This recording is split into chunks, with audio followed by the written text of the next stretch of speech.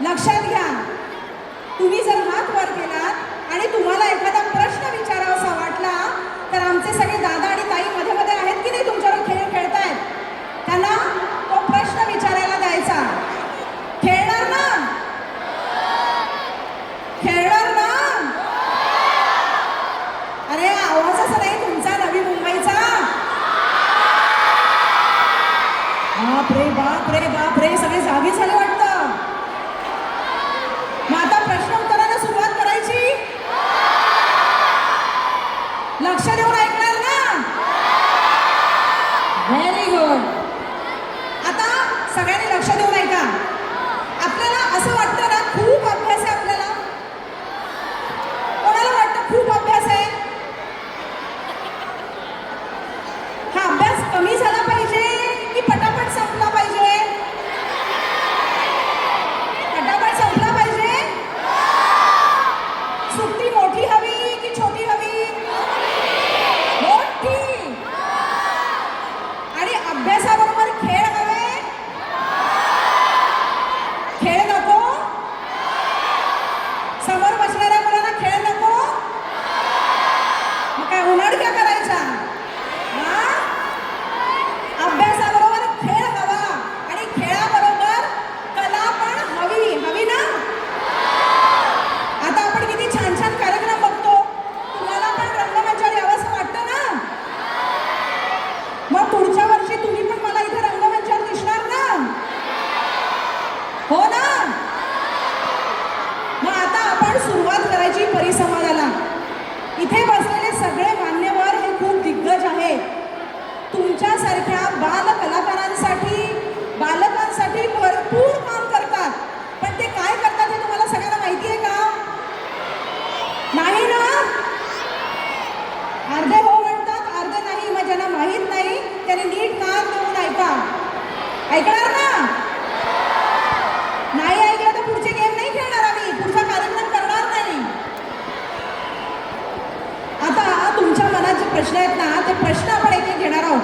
शेबाज, प्रत्येकाकडे जरा मधलं कुठलं तरी मूल निवडून एक चिठ्ठी निवडायला सांगा. हा वर करा, कोणाला चिठ्ठी निवडायची आहे. तो शेबाज दादा येणार आहे. शेबाज आलोय ताई. बसा बसा, प्रत्येकाकडे येणार. बसा खाली, मुलांनी बसा खाली.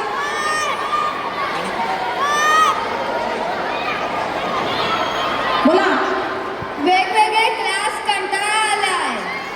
वेगवेगळे वेगवेगळे क्लास कंटाळा आलाय. वेगवेगळे क्लास कंटाळा आलाय. अच्छा मुलांनो ऐका, मुलांकडनं विषय आलेला आहे वेगवेगळे क्लास कंटाळा आला. सगळ्यांना कंटाळा आला? खूप वेगवेगळे क्लास असतात ना? मग हे वेगवेगळे क्लास असावेत की नसावेत आणि कुठले असावेत याबद्दल आपल्याशी इथे संवाद साधणार. बरोबर? हां, तर मीनाताई सर तुम्हाला आणि सगळ्यांना हेच विनंती करते की मुलांच्या मनातले जे प्रश्न आहेत याची उत्तरं आपण मान्यवरांनी द्यावी. यासाठी हा आगळा वेगळा आम्ही परिसंवाद इथे ठेवलेला आहे. तर या परिसंवादाच्या निमित्ताने माईक दिलेत ना सगळ्यांना. सर आपण जर मार्गदर्शन केलं मुलांना तर की वेगवेगळे क्लास असावेत की नसावेत. मुलं म्हणतात कंटाळा आलेला आहे. मीनाताई तुमच्यापासून सुरुवात. मुलांना नीट कान देऊन ऐका. वेगवेगळे क्लास असावेत की नसावेत? मला असं वाटतं, सगळ्यांना ऐकायला येत आहे?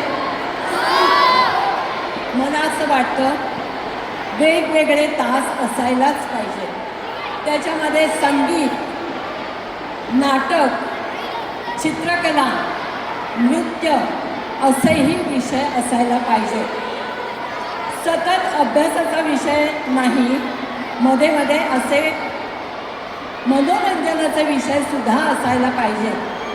आता नीलमताई म्हणाल्या ना कला पाहिजे की नको, तर हे सगळे कलेचे विषय आहेत आणि ते आपल्याला असायलाच पाहिजे आपल्या अभ्यासक्रमामध्ये. तुम्हाला मान्य आहे का हे? मान्य आहे? जोराने हो म्हणा. धन्यवाद. ऐकणारच की नाहीये? मग आता मीनाताईंनी जे सांगितलं ते पटलं का तुम्हाला? अरे ओरडून बोलल्यावर जो म्हणणार. मग मीनाताई काय म्हणाल्या? वेगवेगळे क्लास असावेत, पण कुठले असावेत? ड्रॉइंगचा असावा ना, चित्रकलेचा, नृत्याचा तास असला पाहिजे, खेळाचे तास असले पाहिजे. तुम्ही सगळ्यांनी बाहेर येत असताना शिवकालीन खेळ मांडलेले बघितले का? मग हा परिसंवाद झाल्यावर तुम्ही सगळ्यांनी ते खेळ बघायचे. शिवकालीन खेळ आहेत, इतके सुंदर आहेत, ते तुम्ही पण शिकायचे. कळलं का मुलांनो? आता हे वेगवेगळे क्लास कुठले असावेत, कसे असावेत, याबद्दलचंही मार्गदर्शन तुम्हाला मिळणार. शेबाज, पुढचा प्रश्न घे. कोणाचा हात वर आहे?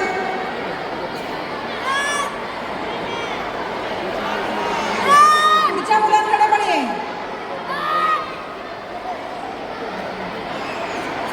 सांगा लवकर एक प्रश्न.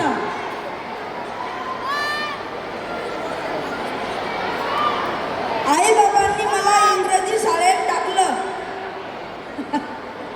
आई बाबांनी आम्हाला इंग्रजी शाळेत टाकलं. सर, आता याबद्दल काय सांगाल? आई बाबांनी इंग्रजी शाळेत टाकलं. बघा मुलांना, आई बाबांनी इंग्रजी शाळेमध्ये घातलं याचं एक कारण कदाचित असं असेल की आईबाबांना त्यांच्या लहानपणी इंग्रजी शाळेत जायची संधी मिळाली नाही. ते बिचारे मराठी शाळेत शिकले. त्यांना असं वाटतं, आणि असं प्रत्येक पालकाला वाटतं, आईवडिलांना वाटतं की आपल्या मुलाला ते मिळावं की जे आपल्याला मिळालं नाही. आणि मग त्यांना असं वाटतं की अरे इंग्रजी शाळा आहे, खूप बक्केदार आहे, खूप भारी दिसतात, जाताना येताना कपडे घालणारे, अमुक तमुक वगैरे वगैरे, आणि त्याच्यावरून नक्कीच या शाळेत आपल्यापेक्षा काहीतरी चांगलं असेल. पण तसं असतंच असं नाही. लक्षात घ्या. आईबापांनी पण लक्षात घ्यावं आणि मुलांनी पण लक्षात घ्यावं की हा एक प्रकारचा प्रचार असतो की इकडे गेलं म्हणजे फार भारी आहे, तिकडे गेलं म्हणजे नाही. प्रत्यक्षात तसं नसतं. दुरून डोंगर साजिरे अशी आपल्याकडे जी म्हण आहे. लांबून खूप हिरवं दिसतं आणि जवळ गेलं तर लक्षात येतं की तर काहीच नाही. तसं आपलं व्हायला नको. म्हणून उलट तुम्ही पालकांना सांगायला पाहिजे, आईबाबांना सांगायला पाहिजे की आम्हाला इंग्रजी शाळेत घालू नका, मराठी शाळेत घाला. मराठी ही आपल्या आईसारखी आहे. इंग्रजी आणि बाकीच्या असतात ना भाषा, ती कुणी मावशीसारखी, कुणी काकूसारखी, कुणी मामीसारखी असं आहे. तेव्हा आपण आपल्या आईच्याच मांडीवरती बसायचं असतं, दुसऱ्या कोणाचे नाही.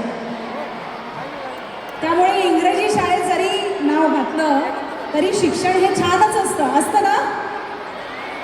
हो ना? मराठी शाळेत कोण कोण जातं?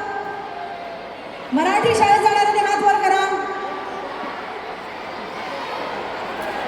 मराठी भाषेचा अभिमान असलेल्याने हात वर करा. मराठी भाषा आपण घरी बोलतो की नाही? मराठी भाषेचा अभिमान वाटतो की नाही? मग मराठी शाळेत जाणार की नाही? आणि त्याचबरोबर आपण इंग्रजीही शिकणार. कुठलीही भाषा ही दुय्यम नसते. प्रत्येक भाषेला आपापलं महत्त्व आहे, हे पहिलं सगळ्यांनी समजून घ्यायचं. आणि इंग्रजी शाळेत घातलं म्हणून मराठी विसरायचं. अभिजात मराठी, अभिमान मराठी. बरोबर? आता पुढचा प्रश्न कोणाकडे? शेबाज, आहे ताई. कोण विचारताय पुढचा प्रश्न?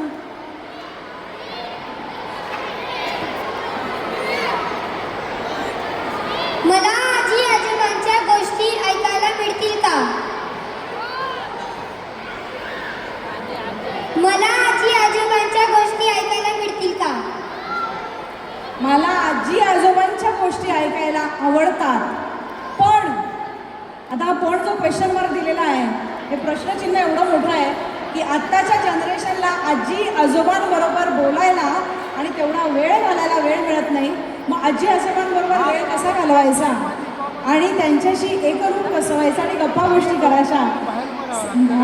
आपण जर थोडं मार्गदर्शन मुलांना केलं तर खूप बरं होईल. म्हणजे आत्तापर्यंत आपण जे सगळं बोलतोय ते आजचं संमेलन जे आहे ते सर्वसमावेशक आहे.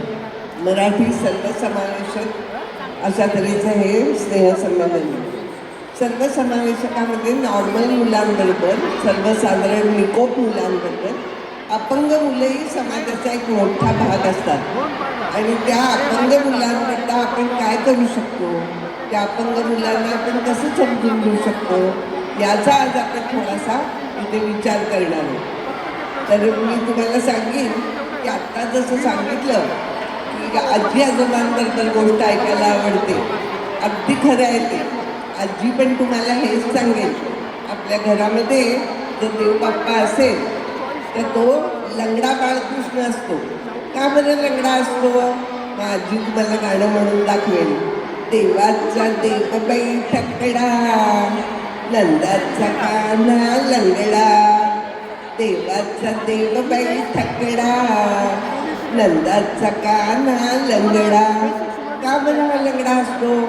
तर समोरच्या सगळ्या बालकांच्या कोणाला हात नसतो, कुणाला पाय नसतो, कुणाला दिसत नाही. त्या मुलांची तुम्ही कसं वागायचं? तुम्हाला दहीहंडी आवडते ना, दहीहंडी? हां, मग तेव्हा आपण काय करतो? थरावर थर लावतो, वर वर जातो, चढून जातो आणि मग गाणी म्हणायची, मोठ्या मोठ्यांनी डान्स करायचा, नाच करायचा, पाण्यात भिजायचं. खरं ना? पण ही दहीहंडी कृष्णाने का सुरू केली माहिती का? त्याचे मित्र होते लंगड्या, बावड्या, पेद्रो, सुदामा, व्यग्रमुखी. आणि या मुलांना सगळ्यांना खेळायला घेत नसत इतर मुलं, म्हणून कृष्णाने ही दहीहंडी सुरू केली. आणि कृष्णच आता मित्र करतोय म्हणल्यावर गोकुळातल्या सगळ्या इतर बाळकांना कृष्णाबरोबर जावं लागलं आणि मग ते मित्र बनले. तर अशी ही अपंग मुलांचा स्वीकार करायची एक छोटीशी चळवळ आहे. चळवळ माहिती ना, एक प्रयोग, आणि तो प्रयोग आपण सुरू करायचा आहे. आणि त्यासाठी अपंग मुलांबरोबर आपण मैत्री करायची. आता पुढच्या याच्यात मी सांगते की अपंग म्हणजे काय आणि ते कसे ओळखायचे. थोडं थांबा.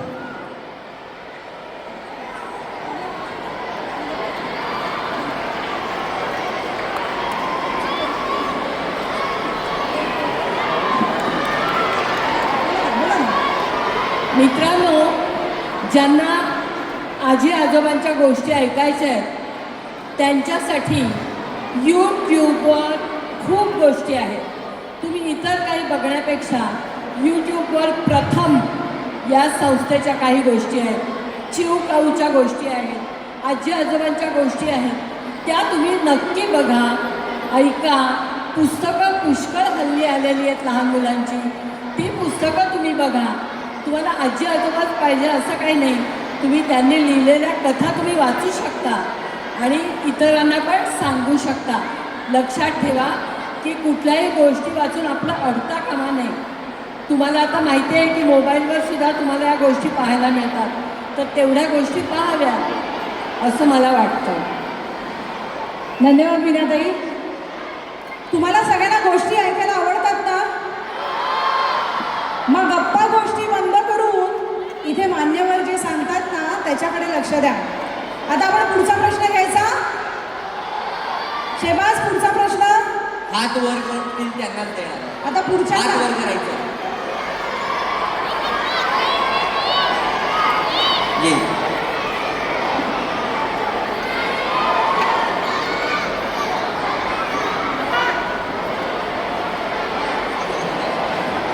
किडाशे जात की जावं की कलाशेमा जावं की फक्त अभ्यास करायचा. हॅलो, कला क्षेत्रात जायचं, क्रीडा क्षेत्रात जायचं की फक्त अभ्यासच करायचा? सांगतो. मुलांचे प्रश्न फार गडबडीचे आहेत. हॅलो सर, आपण येस, सांगितलं. नमस्कार. हॅलो, ऐकताय ना? कोणाकोणाला कलाक्षेत्रात जायचंय हात वर करा. बरं, कलाक्षेत्रात जायचं असेल तरी अभ्यास करावा लागतो आणि इतर कुठेही जायचं असलं तरी अभ्यास करावा लागतो. कलाक्षेत्रात जाताना फक्त एक लक्षात ठेवा, आतापासूनच कुठल्या तरी एका कलेशी नातं जोडा. चित्रकला असो, मातीकला असो किंवा पॉटरी असो, स्कल्पचर असो, नाट्यकला असो, कुठलीही कला असो, त्या कलेशी नातं जोडल्या तरच तुम्हाला पुढे त्याचं करिअर करता येतं आणि तरच तुम्हाला पुढे जगता येईल असं मला वाटतं. कलेशी संबंध म्हणजे ज्यांना जे स्कूल ऑफ आर्टमध्ये उद्या जायचं असेल तर त्याची एलिमेंटरी परीक्षा, इंटरमिजिएट परीक्षा, मग 10वी नंतर साधारण 12वीला जायचं, 12वीतून परत मग ग्रेड एक्झामचे मार्क्स काउंट करून तुम्हाला एंट्रन्स एक्झाम दिली जाते. पण त्याच्यासाठी ड्रॉइंग चांगलं असावं लागतं आणि ड्रॉइंग चांगलं असण्यासाठी सतत काम करत राहणं असं मला वाटतं. त्यामुळे कुठल्याही क्षेत्रात गेला तरी, कलाक्षेत्रात जा किंवा अभ्यास क्षेत्रात जा, कुठेही गेला तरी तुम्हाला काम करावं लागतं असं मला वाटतं. कळलं? मुलांना कळलंय का? फक्त कळलंय का विचारलं हो म्हणायचं का? हा, हो की नाही? मुलांनो, तुम्ही इथे जो दंगा करताय, ऐकत नाही या शिक्षकांचं, यामध्ये आमचं काहीही नुकसान नाही. नुकसान तुमचंच आहे. कारण का एवढे मोठे मान्यवर आपल्याशी बोलतायत, संवाद साधतायत आणि आपल्याला काहीतरी महत्त्वाचं सांगतायत, हे ऐकून घेण्याचं एकमेव रंगमंच तुम्हाला मिळतं ते म्हणजे बाल संमेलन, मराठी भाषेचं बाल संमेलन. तुम्ही सगळेजण ऐकताय ना? तुम्ही सगळे ऐकताय ना? तुम्ही सगळे नाचताय ना?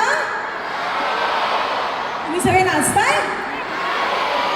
मग तुम्ही सगळे ऐकताय ना? तपासून बघितलं सगळ्यांचे कान बरोबर आहेत की नाही? कारण का इथे बोललेलं ऐकू येतंय ना? मग पुढचा प्रश्न घ्यायचा.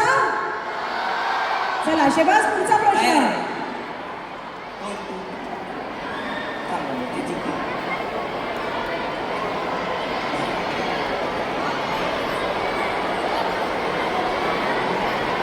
घरात असताना आई बाबा सतत मोबाईल पाहत असतात. घरात असताना आई बाबा सतत मोबाईल पाहत असतात.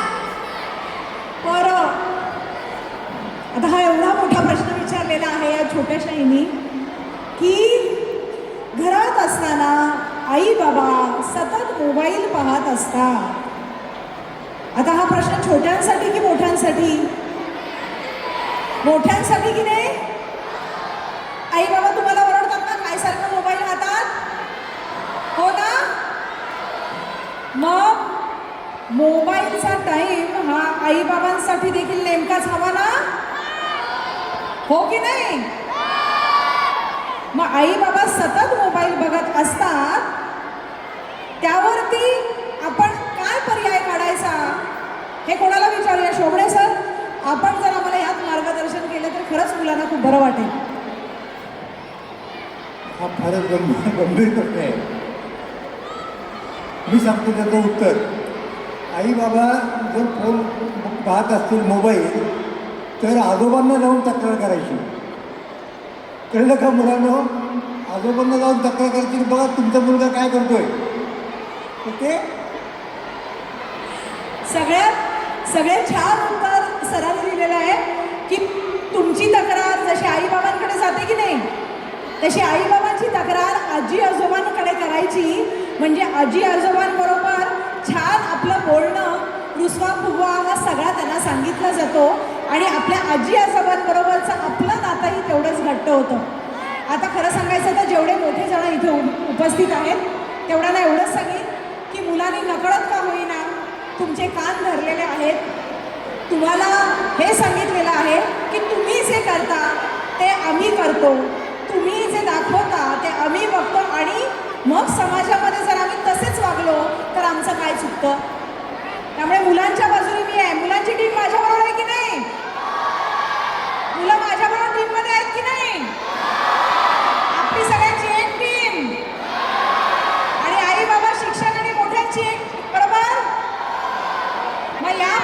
मोबाईलची वेळ आई बाबांना, आजी आजोबांना, मोठ्यांना सांगायची की कमी करायची. काय करायचं? कमी करायची वेळ. बरोबर? आता पुढचा प्रश्न.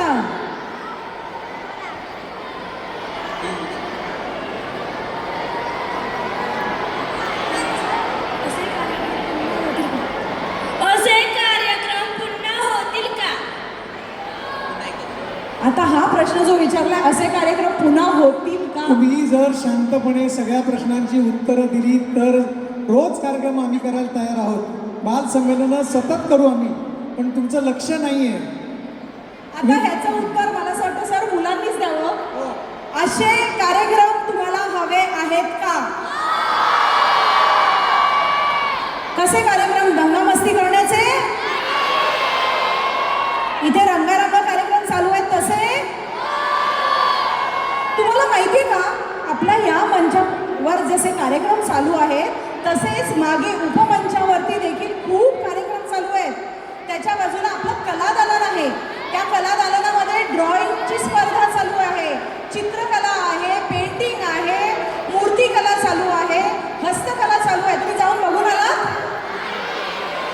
मग थोड्या वेळाने तुम्ही सगळ्यांनी तिथेही जायचे. तुम्हाला छान पेंटिंग आणि ड्रॉइंग करायला मिळेल. पण जर तुम्हाला असे कार्यक्रम व्हायला हवे असतील तर आधी या कार्यक्रमांमध्ये काय काय होतं, काय काय बोललं जातं आणि काय काय विषय होतात हे पहिले लक्ष देऊन ऐकले पाहिजेत. बरोबर ना? माझी टीम दमली का? अरे माझी टीम दमली का? माझ्या टीम मध्ये जोश आहे की नाही? हाच जोश मला ऐकायचा होता. किती बरं वाटलं म्हणून सांगू का तुमचा सगळ्यांचा जोश ऐकून. आता पुढचे प्रश्न घ्यायचे की नाही? मग पुढचा प्रश्न कोणाला? इकडच्या मुलांना विचारा. तो शेवाज दादा आला तुमच्याकडे, हात वर करा.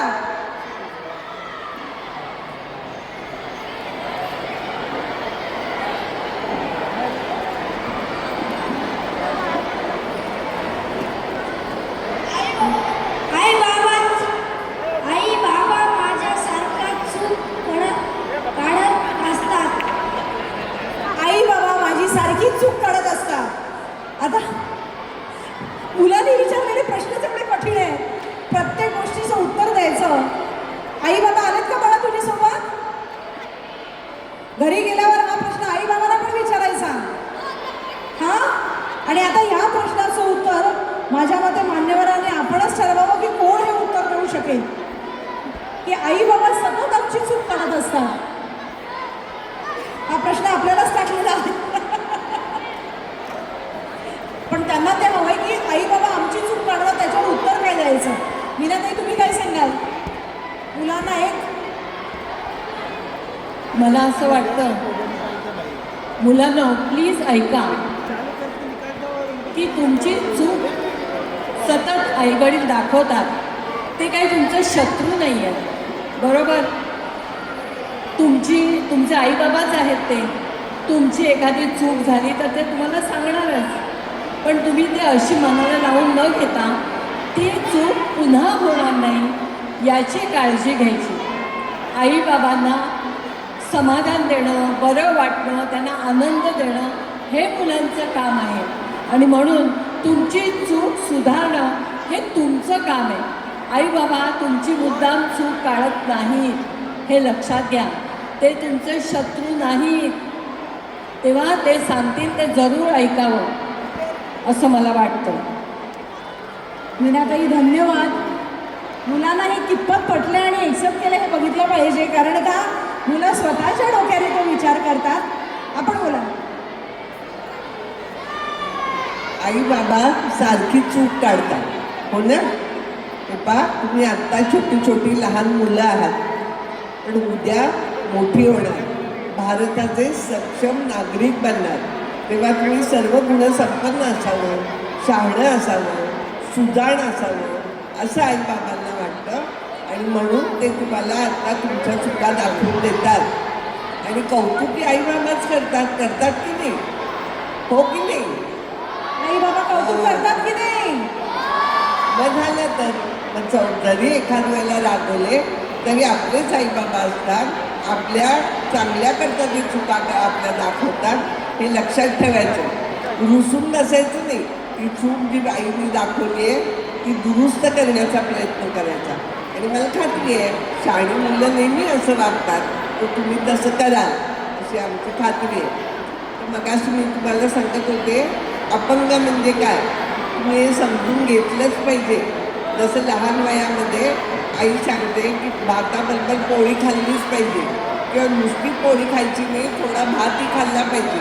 तसं जगताना माणसाच्या आयुष्यात कोण कोण होत आली आहे, कसे कसे लोक आहेत हे तुम्हाला समजलं पाहिजे. आणि त्याच्याकरता या अपंगांचा स्वीकार तुम्ही केला पाहिजे. आणि अपंग कुणाला म्हणतात, तर ज्यांना सगळे अवयव आहेत पण त्याचा उपयोग करता नाही. उदाहरणार्थ डोळे दिसतात 2 पण त्यांना बघता येत नाही, कान दिसतात 2 पण त्यांना ऐकू येत नाही, काहींना बोलता येत नाही, काहींचा हातच चालत नाही, काहींचा पाय उचलत नाही. आणि वैविध्य तर किती किती प्रकारचं वेगवेगळं. कुणाचा गुडघ्यापर्यंत पाय चांगला असतो, कुणाचा तळहात चांगला नसतो, कुणाचा एकच डोळा काम करतो. अशा वेगवेगळ्या अडचणी असतात. मग आपण समंजस व्हायचं, शहाणं व्हायचं, मदत करायला पुढे द्यायचं, हसायचं नाही. आणि एक लंगड्या असं म्हणायचं नाही. बसमध्ये चढताना जर एखादा लंगडा माणूस असेल आणि तो हळूहळू चढत असेल तर त्याला पुरेसा वेळ द्यायचा. हे लंगड्या चढ रे लवकर असं नाही म्हणायचं. हे अंधळ्या इकडे सरक असं नाही म्हणायचं. अंध व्यक्तीला किंवा लंगड्या व्यक्तीला आपल्या त्या व्यंगाचा आधीच खूप त्रास होत असतो. आणि त्यात जर तुम्ही अशा तऱ्हेने विडवाकडं बोललं तर त्यांना खूप दुखतं. संवेदनशील मन जपणं आणि ते आईवडील जर शिकवत असतील तर ते तुम्ही शिकून घ्यायलाच पाहिजे, समजून घेतलंच पाहिजे. खूप खूप धन्यवाद. मुलांनो ऐकू येते का रे? ऐकू येतं का म्हटलं फक्त हो म्हणायचं? मुलांनो मुलांनो जर शांत बसलात तर 5 मिनिटामध्ये आम्ही सगळेजण शांत बसू. नाहीतर आता तुम्हाला जसं बसवलेलं आहे तसं पुढे 5 तास आम्ही इथे बोलू. चालेल? मग 5 मिनिटं बोलायचं की 5 तास? 5 तास? 5 तास बोलू? 5 मिनिटं असेल तर 2 मिनिटं टाळ्या वाजवा.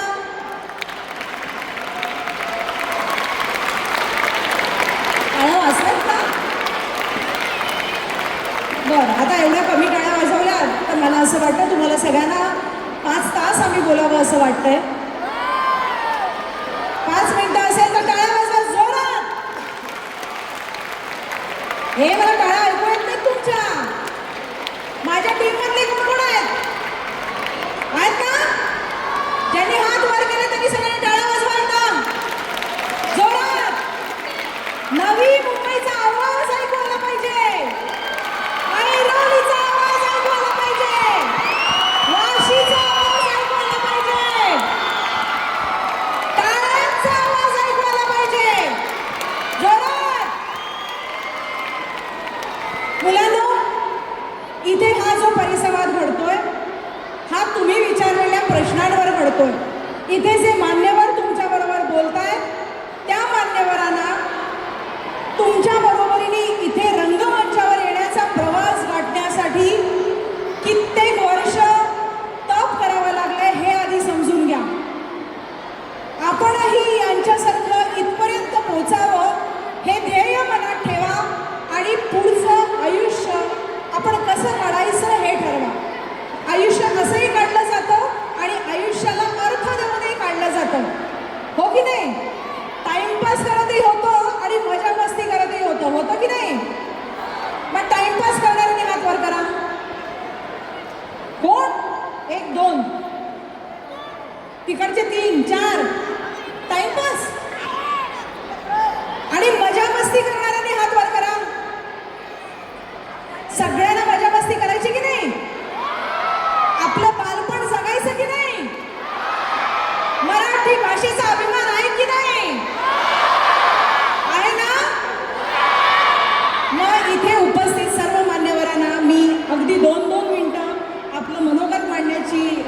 एक विनंती करते, आपण आवाहन करावं मुलांना की आपण ज्या ज्या क्षेत्रामध्ये निपुण आहात त्या क्षेत्राबद्दल आमच्या मुलांना माहिती मिळावी.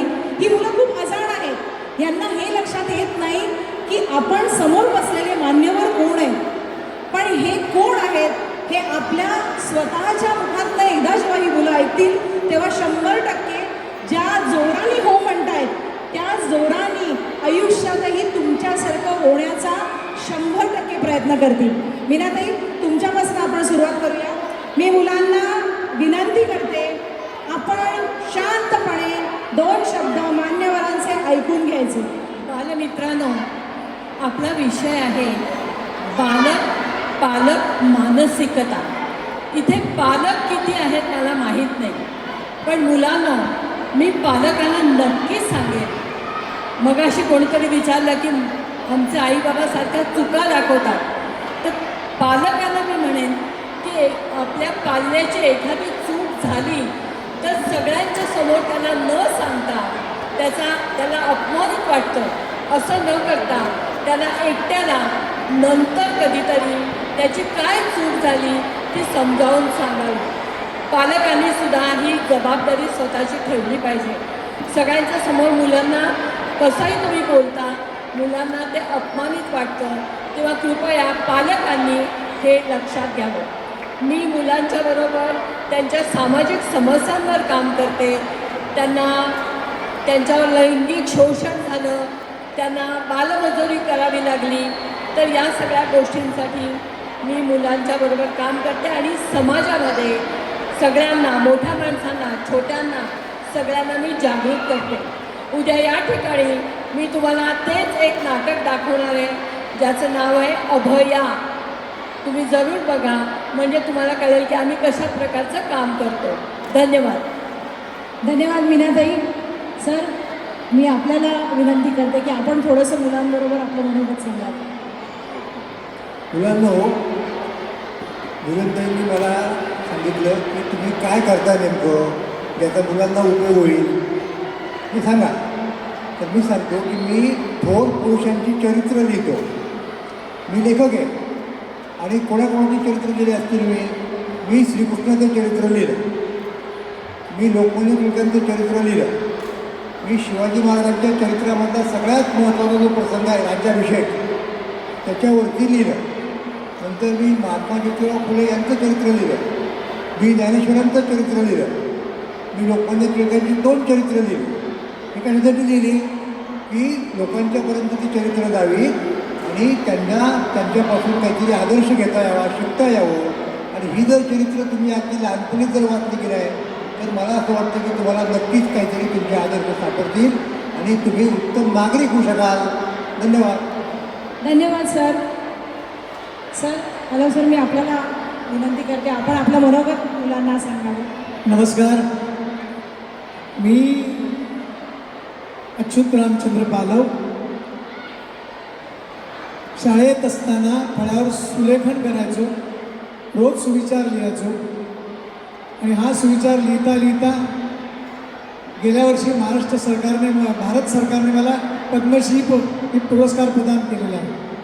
मला असं वाटतं की सगळ्या मुलांनी जर एक विचार लिहिला ना, रोज एक चांगला विचार लिहिला तर कदाचित तुमच्या विचारसरणीमध्ये खूप छान बदल घडू शकतो. रोज एक चांगलं चित्र काढलं, आपल्याला कसं चांगलं चित्र की वाईट चित्र येतं याचा संबंध नाही आहे, पण चित्राकडे बघण्याचा दृष्टिकोन जर आपण बदलला तर विचार करण्याची प्रवृत्ती ही माणसाची बदलू शकते असं मला वाटतं. आणि गेली 40 वर्ष मी हेच करतो आहे. त्यामुळे मी तुम्हाला एकच सांगेन, अभ्यास करा, अभ्यासाबरोबर रोज एक सुविचार लिहा. सुविचार लिहिता लिहिता एखादं चित्र मनातलं असेल तर ते काढा आणि या सगळ्याचा तुमच्या कामावर खूप छान पद्धतीने परिणाम होतो. आणि मी जेव्हा शाळेतून बाहेर पडलो तेव्हा मी जेजे स्कूल ऑफ आर्टमध्ये शिकलो आणि तिथेच प्रोफेसर म्हणून काम करत होतो. तिथून रिसर्च केला मोडी लिपीवर आणि हे सगळं करत करतात जगामध्ये जाऊन मोडी लिपी आणि देवनागरी लिपी पसरवण्याचा मी संकल्प केला होता. मला असं वाटतं तुमच्या सगळ्यामध्ये ती क्षमता आहे, फक्त हो आणि नाही म्हणजे ना असं करू नका. आयुष्य खूप छान आहे, मोठं आहे, फुलपाखरासारखं आहे, रंगीत आहे, रंगीबेरंगी आहे त्याचा आस्वाद नक्की घ्या असं मला वाटतं. परत एकदा तुमच्यासाठी खूप खूप शुभेच्छा. आणि बाल संमेलनामध्ये तुम्ही आलात आणि नुसते बाल संमेलनासारखे नुसते हो हो करू नका, तर खूप काही छान घेऊन जाण्यासारखं इथे आहे. इथे खूप छान व्यक्तींचे विचार मांडले जात आहेत, चित्र मांडली जात आहेत, स्कल्पचर आहे तिकडे. या सगळ्यांना जाऊन भेटा, म्हणजे तुमच्या लक्षात येईल की जीवन किती सुंदर आहे. धन्यवाद. धन्यवाद सर. नमस्कार, मी संध्या देवरुखकर. मी पुण्याच्या सेवा सदन शाळेमध्ये दिलासाही मनोरुग्ण मुलांकरता शाळा चालवते. गेली 28 वर्ष मी एक ध्यास घेतल्यासारखा हा वसा घेतलेला आहे आणि अनेक वर्ष हे काम करते. पण इथे येण्याचं कारणच ते होतं की माझी जी काही दिवसांची तपश्चर्या आहे, माझी काही दिवसांची जी तपश्चर्या आहे त्याचा फायदा इथे जमलेल्या बालगोपाळांना व्हावा, इथे जमलेल्या त्यांच्या पालकांना व्हावा आणि अर्थातच शिक्षकांना व्हावा म्हणून आम्ही इथे आलेली आहे. मी मगाशी काही कार्यक्रम बघितले, त्यात विशेष मुलांनी 2 सुंदर नृत्य सादर केली. जरी ही मुलं अभ्यासात थोडी कमी पडली ना, तरी चित्रकला, शिवणकला, भरतकाम, नृत्य, गायन या विषयात त्यांची अत्यंत सुंदर प्रगती होऊ शकते. ते चांगले पारंगत होतात. माझी अगदी नक्की खात्री आहे. मगाचा कार्यक्रम तुम्ही बघितल्यावर तुम्हाला कळलंही नसेल की विशेष मुलं करतात. तुम्ही सिनेमे बघता ना रे, त्यात सितारे जमी पर हा नुकताच एक सिनेमा येऊन गेला. पाहिला नसेल तर आईवडिलांच्या पाठीस लागून तो बघा. म्हणजे एक अपंग बाळ काय काय करू शकतो आणि त्याची प्रगती कशी होते याचा तुम्हाला अंदाज येईल. मला असं वाटतं की जाता जाता 2 शब्द मला पालकांनाही सांगायचे. 2च वाक्यात सांगते. एक तर आपलं बाळ असं आहे लक्षात आल्यावरही, आपलं मूल असं आहे म्हणजे अपंग आहे, मनोदुर्बल आहे हे लक्षात आल्यावरही त्याचं ओव्हर प्रोटेक्शन करू नका. माझ्याकडे एक बाई आल्या होत्या, 10 वर्षाचा मुलगा कडेवर बसला, पाय लोंबत होते जमिनीवर, तरी तो खाली उतरायला तयार नव्हता. असं बरोबर नाही. हे ओव्हर प्रोटेक्शन झालं. त्यांनी तो मुलगा कधीच शिकणार नाही रस्त्यावर चालायला. किंवा त्याचे वडील असे म्हणून झोडपून काढलं पाहिजे. 2 आणि 2 4 करत चांगला बदमाशासारखा मारून काढतो, हे पण चुकीचं आहे. या मुलांच्या जे काही अपंगत्व आलेलं आहे दुर्दैवाने, हा अपघात आहे आणि अपघात कुणाच्याही बाबतीत घडतो, कधीही घडतो. तेव्हा आपण हे धागात ठेवायचं आणि सगळ्यांची अत्यंत संवेदनशीलपणे प्रेमाने वागण्याचा प्रयत्न करायचा, विसरायचं नाही. खूप खूप धन्यवाद. सगळ्या मुलांना एकदा पुन्हा सांगते, इथे उपस्थित असलेले मान्यवर हे आपल्याला काही सांगू इच्छितात. त्यांचं बोलणं ऐकून आपणही आपल्या आयुष्यात एक ध्येय धरलं पाहिजे की आपल्याला पुढे होऊन काय बनायचं आहे. प्रत्येकाला फक्त डॉक्टर, इंजिनियर असंच बनायचं आहे का? हो का? मग काय बनायचंय? कोणाला ऍक्टर बनायचंय, कोणाला गायक बनायचंय, लेखक कोणाला बनायचंय. लेखन म्हणजे काय रे? तुम्ही सगळे शाळेमध्ये परीक्षेत निबंध लिहिता ना? निबंध पाठ करून जाता का? नाही ना. त्यावेळी जे विचार डोक्यात येतात, मनात येतात, ते आपण जेव्हा कागदावरती शाईने मांडतो तोच खरा लेखक असतो.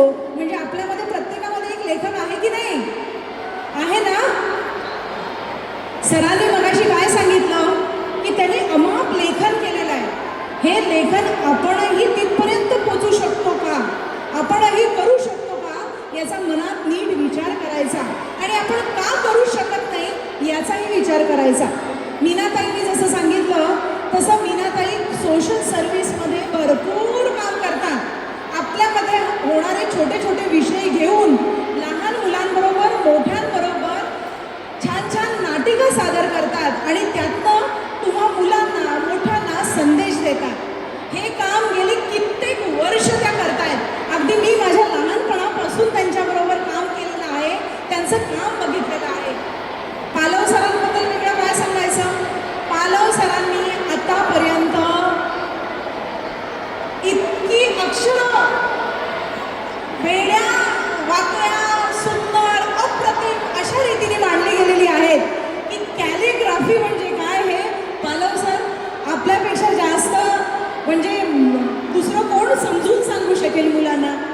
जी अक्षरं गिरवतो ना त्याला सुंदर रूप जर दिलं ना तर ते किती छान दिसू शकतं आणि अक्षरं ही कशी बोलतात हे सांगणारे आमचे पालव सर आहेत.